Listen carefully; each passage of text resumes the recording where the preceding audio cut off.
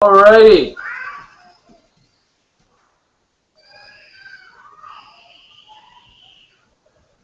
Mortgage rule changes.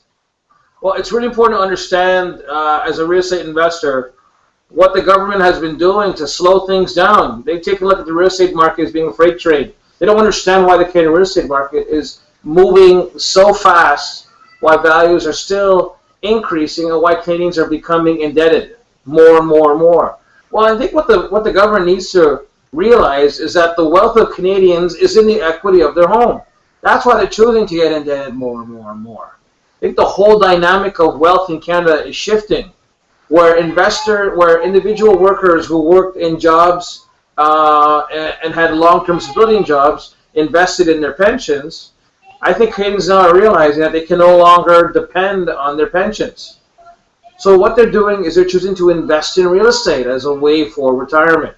There's a whole dynamic shift, and the banks are choosing to keep their eyes closed about this issue. But the reality is they're making money on the mortgages. But the reality is that Canadians are creating their wealth, long-term wealth, in real estate. I think professionals today are looking to own 2 to 4 homes each as a retirement play. So what the government has done is they've reduced amortizations from 40 years all the way to 25 years to discourage investors from over-leveraging. So that what this does is it affects total debt service ratios. And total debt service ratios affects how lenders will look to lend you for your first mortgage, to increase to buy the bigger home, or to buy that second property. Also, CMHC recently eliminated their second home program, which is what a lot of Canadians use to buy the cottage or a second property for their kids, another way to invest. And that's an important trend to understand. Also, the no down payment program has been eliminated. Minimum is 5% that's required to buy a property, and refinancing. The government has basically said, we don't believe that Canadians have enough equity in their homes, and we need to keep it trapped in their homes to protect them from a decline in potential values. So we're going to make the maximum loan to value on refinances at 80% now. CMHC has also said we're no longer insuring for homes over $1 million. Well, guess what they're really saying is that the average price for detached in Vaughan is $1.1 million. Detached in Oakville is $1.4 million. Detached in Toronto is $950,000. They're basically saying we're not insuring 5% downs to buy a detached. You got to suck it up and buy a smaller home now. They're basically saying we're no longer insuring people that have high incomes. We're in the business of insuring low-income Canadians to help them buy their first homes. So investors, be aware of this. And executives that are coming out of school that may not have their down payment saved up more than 5%, be aware of this trend. It's going to be more and more of a challenge to buy bigger homes, bigger investment properties too. So borrowers are deciding to postpone their home purchases because of these rule changes. Because when they were once able to afford a home at a 40-year amortization, they've been wiped out. Their total debt service ratio does not work. They're forced to rent now. So guess what that creates? That creates an executive rental market. Executives that have just been inched out by maybe $400 a month because they're living above what the government thinks they should be having in terms of total debt obligations. They've been cut out of the home ownership market. And for an investor that services the executive market, what it has done is that's created a whole new rental pool of executives. That's actually a great target market that my investors target. Also, it's forcing Canadians to buy less expensive homes. Canadians that once wanted to buy for 5% down, straight out of law school or med school, buy a home for 1.2, 1.5 million with 5% down. Guess what? It's $1 million. They got to buy a less expensive home. So from an investor's point of view, are you playing in the $1 million market? Once you're in the $1 million+ market, now you're playing in a much smaller pool of investors and homeowners because they've now changed the rules to keep out the low income, the low down payment individuals to have them play under $1 million. So I think you'll find that $800 to $1 million in the Greater Toronto area has become a lot more valuable now because you've got so many more investors and homeowners saying, I couldn't buy with 10% down over $1 million, so I've got to buy with 10% down under $1 million. So I'll buy that other house and I'll fix it up. I'll renovate it. Okay. I'm going to switch up back to the view so you'll see me.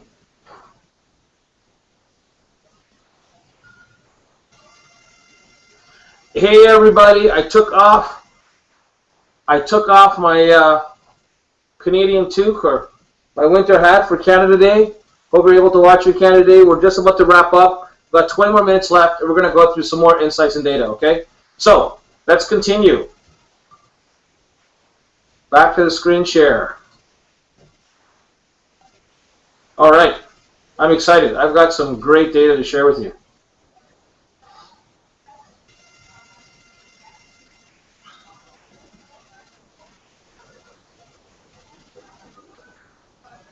Well, let's take a look at the Greater Toronto Area and investing in the Greater Toronto Area. We're going to be taking a look at condominiums. They're changing rental supply.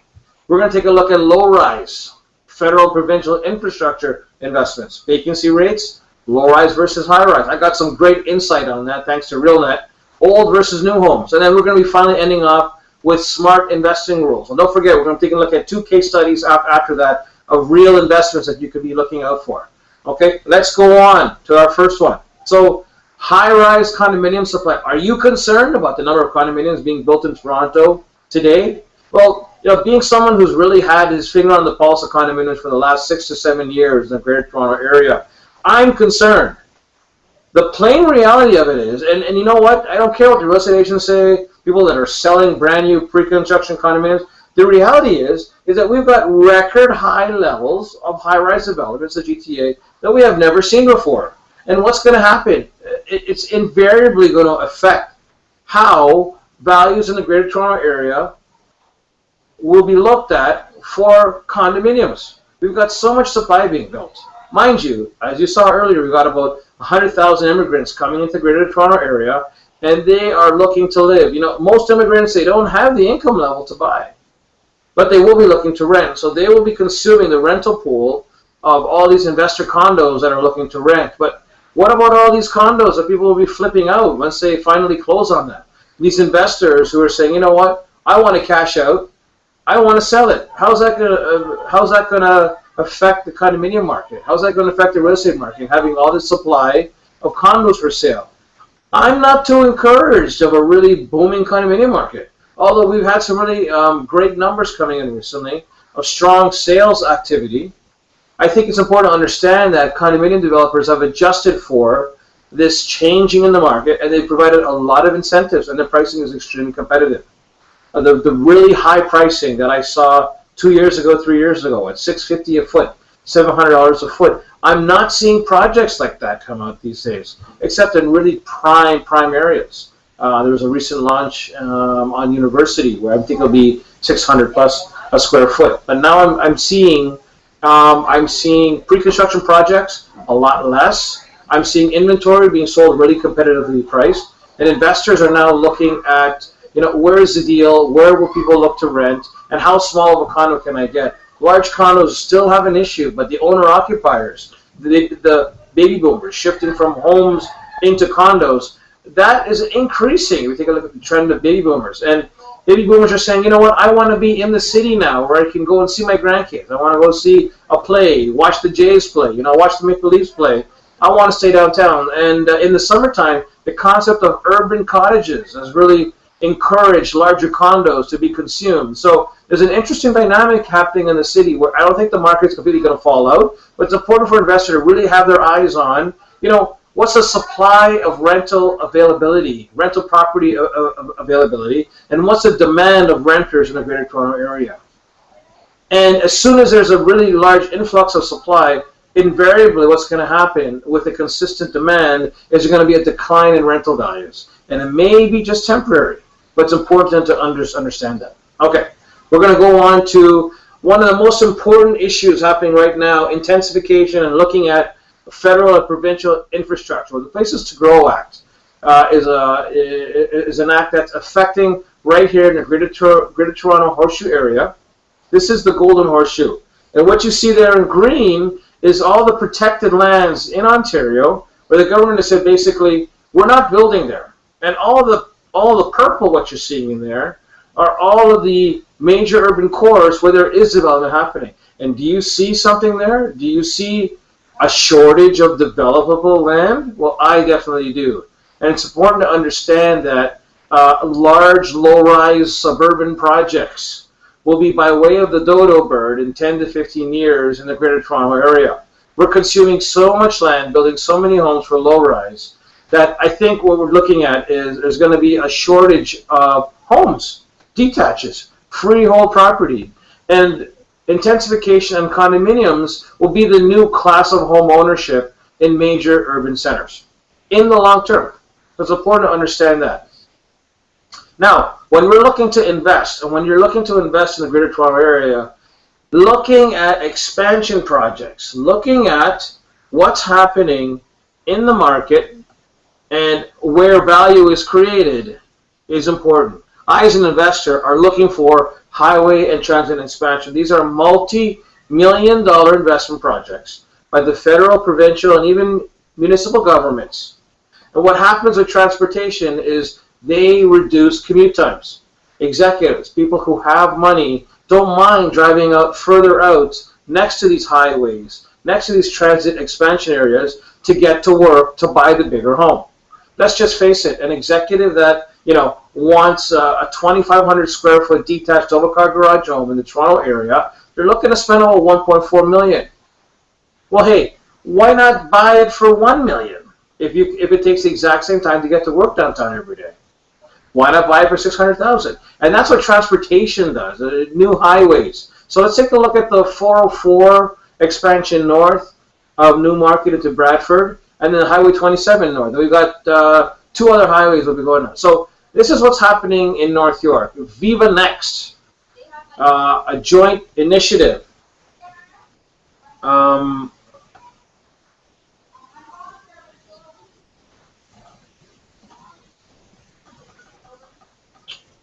What we're looking at here is this is a joint initiative by Metrolinx with North York.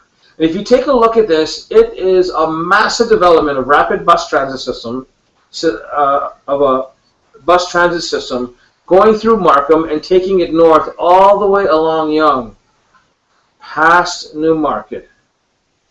And this is going to change the way people are going to be commuting. Right now, the big issue has to do with the fact that there's no GO rail lines that are very active up north.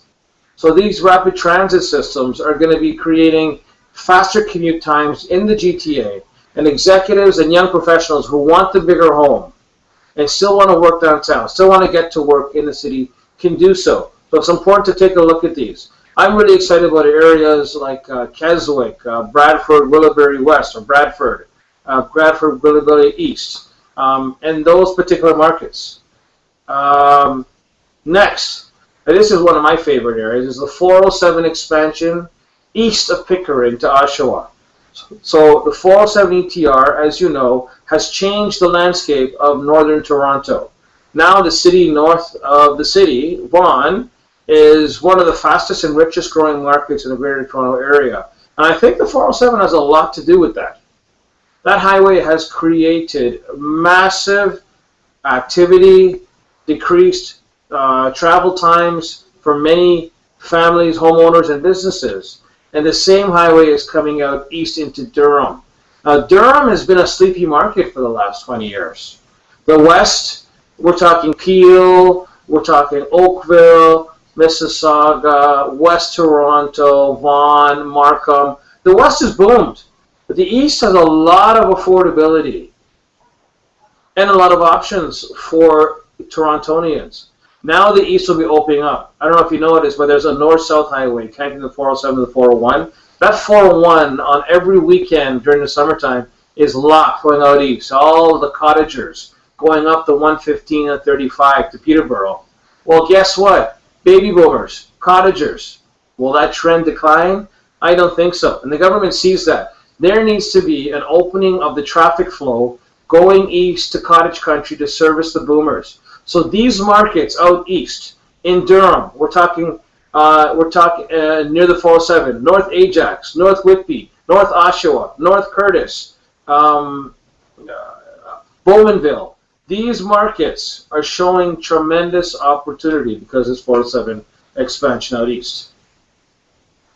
The next one in the Greater Toronto Area, I think this Eglinton Crosstown LRT will forever shape the way people will travel in the city of Toronto. So I don't know if you heard about a lot of the issues having to do with traffic downtown core.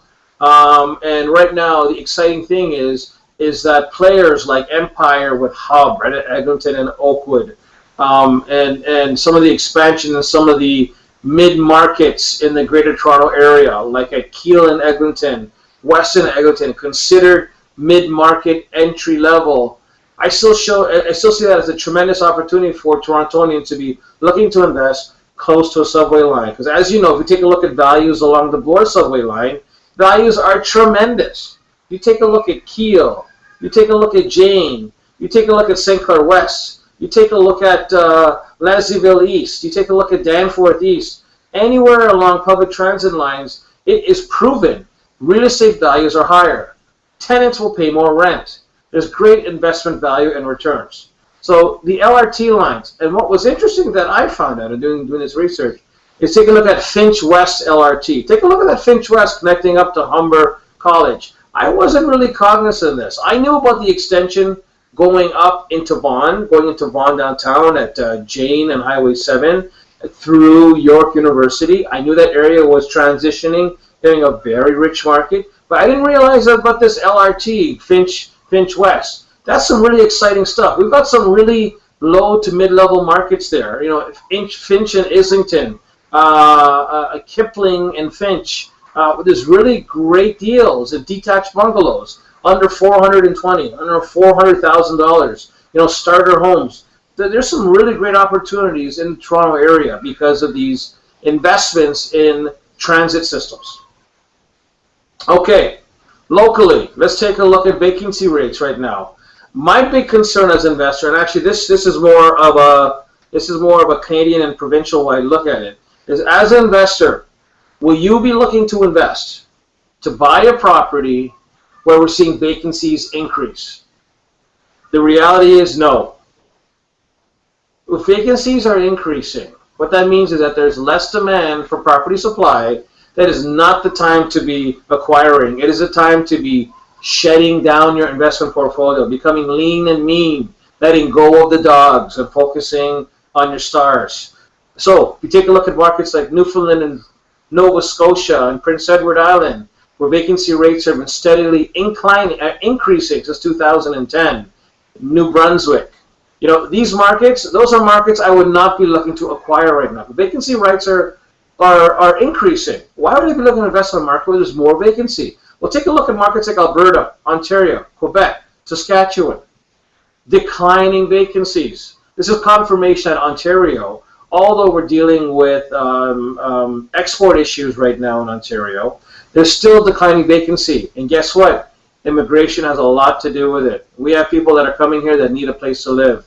Vacancy is really a great indicator to be looking at when you're looking to invest. Okay, keeping on track, we've got about 10 more minutes. We'll take a look at vacancies in Ontario.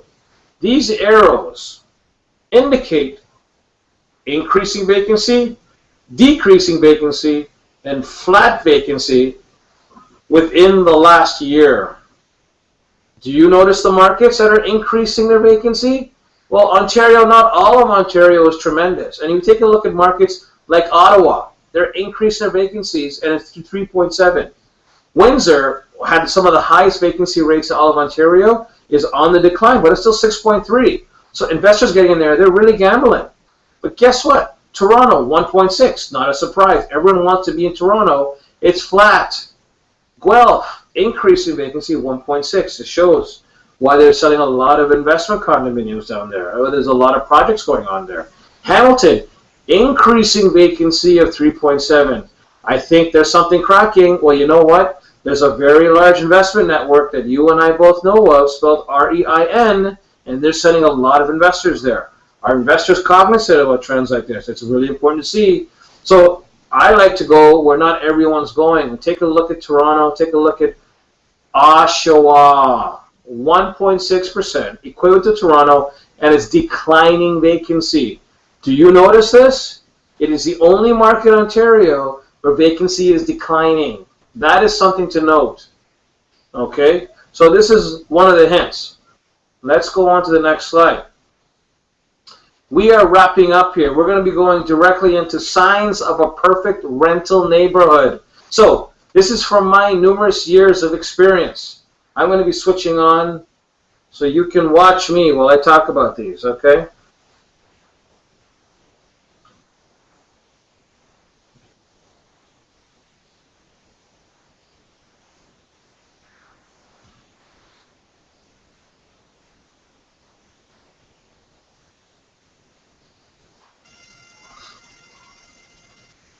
Okay, so we've got 4 views on the Hangout. All right, so it's working. Great. So, signs of a perfect rental neighborhood.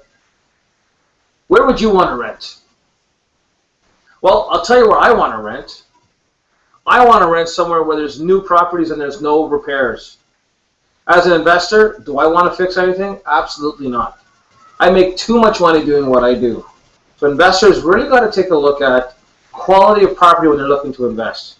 Many times I hear investors saying, I want to buy new, I want to get a lot of cash flow, I want to make $100 a door. Well, to tell you the truth, $100 to me is not much money. $300 is not much money, especially every couple of months when I went on to fix a toilet, fix a sink, fix a doorknob, deal with a locking door issue, deal with a creaking issue, deal with a plumbing issue. It's a headache. So you got to be taking a look at the ideal perfect rental neighborhood. Newer properties with no repairs. Gorgeous property attracting high-income tenants is the other thing. So, are you getting tenants fighting for your property? If not, why not? Take a look at that. You want your tenants fighting to rent your property. There are neighborhoods where there are people fighting to rent properties. When there's a lot of properties to rent, would they be fighting to rent them? Absolutely not. So you got to find a careful mix of very few rental properties for rent and very many tenants looking to rent. Take a look at those markets where you want to invest. Take a look at those trends. You want to take a look at this area that's fast appreciating with master plan communities being developed. I'm talking about newer homes. Are you looking where master plan communities are being built? Where are the builders building? Do you know what comes with master plan communities? Schools, shopping, transit systems, recreation centers, libraries, all of the big fun stuff that comes with families. Guess what? Shopping is a big one. And big box stores. Are you watching where your big box stores are going? Where the big players like RioCan, Smart Centers are buying and positioning their land? They position 4 to 5 to 10 years before the market starts to move. Do you think they know what they're doing? I do. I follow the leaders. And the leaders are people that have tens and hundreds of $1 million to position and play into the marketplace. They're not looking at what you and I are looking for. They're looking at government policy. They're looking at population trend data. They're looking at public transit infrastructure plans. They're taking a look at city plans and developments 5, 10, 15 years down the line. Start watching what the big players do, learning how they position themselves. I'm watching, I'm learning, and I'm seeing where they're going. Highly rated schools in an area, that's really important. People want to rent, executives, high-income earners want to rent where their kids get the best education possible, and they will pay that much more rent to stay there. Be very cognizant of the data being published by the local school boards on the quality of schools. Shortage of available rents and new neighborhoods. What happens in new neighborhoods is developers are not developing with separate entrances for basement renters anymore. And new neighborhoods carry on warranties changing basement apartments. Carry on basically will void your basement warranty if you finish your basement and create an apartment. So you've got, for the first 7 years, because carry on warranties foundations for 7 years, a shortage of basement apartments in these master plan new communities. No low-income tenants. So you've got a massive shortage, especially if the market is moving so quickly and there's so many jobs there, people that are still going to start out. They can't rent anywhere. There's a massive shortage. Where are you finding these communities where there's local businesses booming, a lot of homes being built, but no affordable housing? Take a look at that. As an investor, you want to position yourself in that. You're looking at a fast appreciating markets. Do you know where they are? I sure do. Take a look at major name builders. with great reputations and brands. Where are they building? Who are these major builders? They are bringing investors and buyers from numerous marketplaces, 45 minutes, even an hour and a half drive away to come and take a look at their projects. Brand is important. Recognizability of the brand and the reputation of the builder is really important, especially for resale value. Communities are branded and marketed by builders for 12 to 24 months, really branding a community, making a special name of it. Is where you are, where you're investing, are there builders marketing your area? Think about those marketplaces. One of the first things you should be looking at is Toronto Star, New Homes and Condos magazines. Understand the markets that are being advertised. Take a look at markets where it's close to major highways, expansions of public transit, arteries. You've got office buildings being built, businesses and big box plazas and shopping centers being built. Municipal facilities are being invested in. We're talking millions of dollars in libraries, recreation centers, and pools. Are you seeing these? Guess where they go? Master plan communities. The builders have such political influence. They've got so much clout. They're dealing with the municipalities and the regions and saying, we want to build 500 homes here, and this is what we need to make it work. We'll invest in the infrastructure, but city, we need to have a pool, we need to have a library, we need to have these schools. And the cities do this because they want the property tax base. That's the power of a major large builder. Close proximity to where professionals work, and they want to live with their families. They want to send their kids to schools there. They're higher income values, the beautiful streetscapes and parks, and the average household income is not $75,000 a year, is not $100,000 a year, and it's not $110,000 a year. It's $120,000 a year. Why are they renting? Well, for numerous reasons, and I don't look a gift horse in the mouth. But executive rentals, these families have money and they demand the best rental properties, and these properties, they appreciate it. I will be showing you examples of this. Take a look at these neighborhoods. Are you looking to invest in these neighborhoods? Are you too focused on cash flow, focusing on low-income tenancies, troubled marketplaces that are declining in where people want to rent? I don't. My tenants are great to deal with. They're fun and they're grateful to rent for my properties. Real estate values. Here's a careful mix. Have real estate values skyrocketed where you're looking to invest right now? Have they skyrocketed to a point now where the rent-to-price ratios do not make sense? I find that rental properties that cash flow heavily, there's a major exchange of quality of property and the amount of work given. Cash flow is not a focus that I talk about. I know this is against a lot of what the gurus talk about when they're focusing on cash flow. I think cash flow is a misleading indicator of real estate wealth. Here's the issue. When you're investing in single-family homes and it cash flows, and that home is 40 years old, and it needs a roof in 5 years, it needs windows in 10, it needs a furnace in 2, you're not positively cash flowing. You're lying to yourself. You got to take a look at capital costs. You got to take a look at how much capex, how much you need to invest in that property over the next 2 to 5 years. This is why newer homes beat out old every single time. So, I'm going to be talking about the largest builders in 2013, and I'm going to share this with you all. Just give me a second.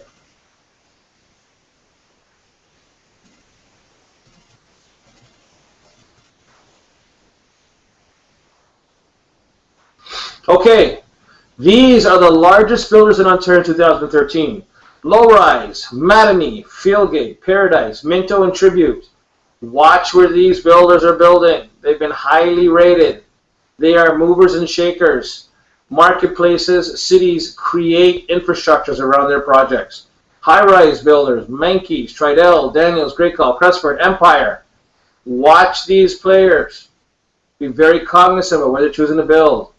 There is an effect, a local market effect where they build. They change whole communities. It's important to watch these players.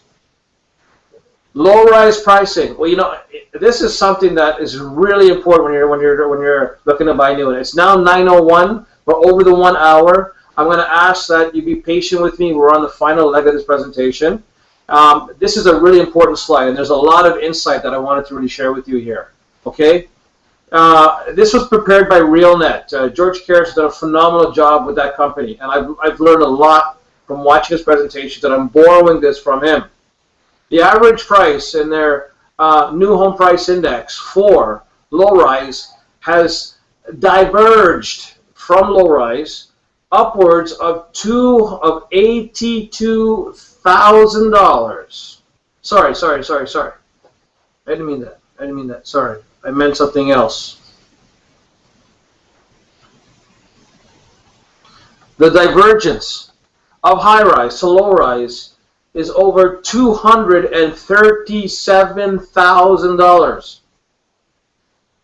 Is it any wonder why it has now become the tale of two worlds? If you're low income, you can no longer afford a low-rise property in the Greater Toronto area.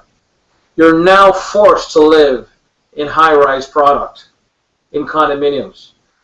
Is there life to the Toronto condominium market?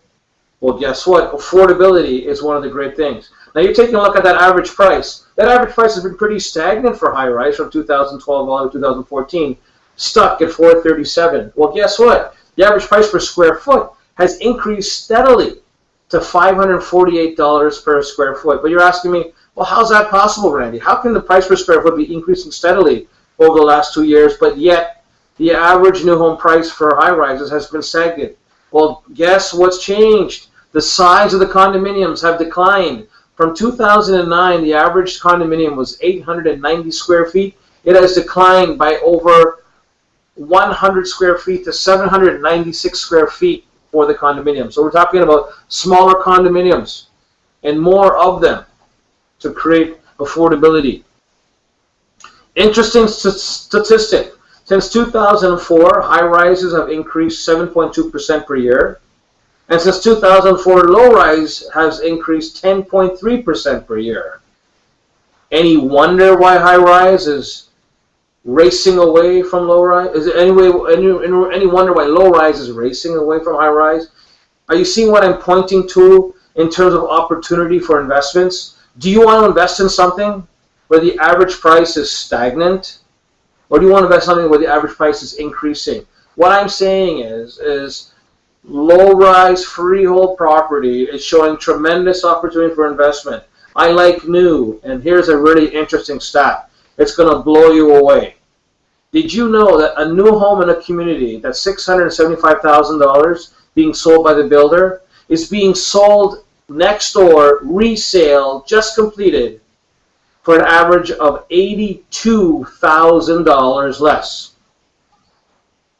So understanding what I'm talking about here, I'm saying, where are the builders going, and then are you shopping near where the builders are completed? Maybe there's a phase one that was completed 5 years ago. Maybe there's some other homes nearby of similar caliber built, by a similar builder nearby, but it's now on the resale market. I'm saying resale is showing tremendous opportunity near these new home communities.